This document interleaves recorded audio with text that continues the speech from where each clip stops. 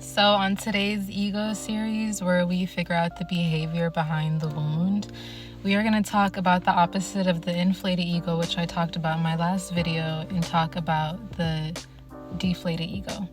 And this is something that I was and can relate to before I became this healed version of myself.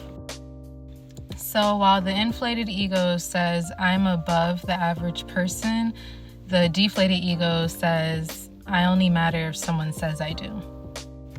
They probably had parents who provided food and shelter, but no emotional stability, no consistency.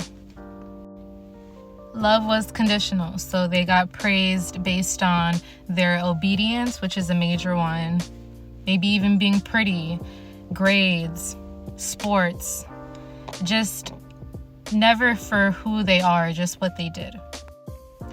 When they expressed their autonomy, their emotions, their needs were only seen as burdens. So they may have expressed their joy, their sadness, their anger, and it might have been met with, I'll give you something to cry about. You're too dramatic. You're doing too much. Like, you're lying. When a child is consistently told that their needs are seen as burdens, their autonomy is seen as a burden, they are going to self-abandon. They are going to start being the golden ticket child, the invisible child. They're not going to ask people for help. They're going to become hyper independent. They're not going to want to cause any conflict because they've learned to self-abandon who they are instead of self-regulate. This ego will mirror their own peers instead of forming their own preference because they have no sense of self. They might only feel alive and have validation from being needed, sex, appearance, drugs. They will attract emotionally unavailable partners who confirm that they're not good enough for someone to fully have all of them. They will attract friends who will always rely and use them, but never check in on how they're doing. They'll probably also stay in low-paying jobs because they can't advocate for their own worth. They may also be envious of people who are super bold or attracted to them. But usually the people who are super bold that they're attracted to are people that belittle them because it puts them in a power dynamic of superiority.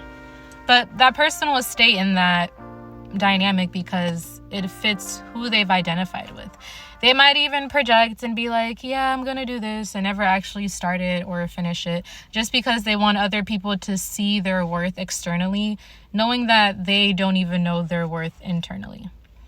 For me, who can identify with a deflated ego, it took, honestly, me being exploited, like heavily, to finally be like, I can't do this. Who am I? Up until last year, I only knew 4 emotions. Like 3 actually. I only knew how to be happy, sad, or mad. I didn't know anything beyond those 3 emotions. I didn't know what embarrassment, just delving into who I was as a person.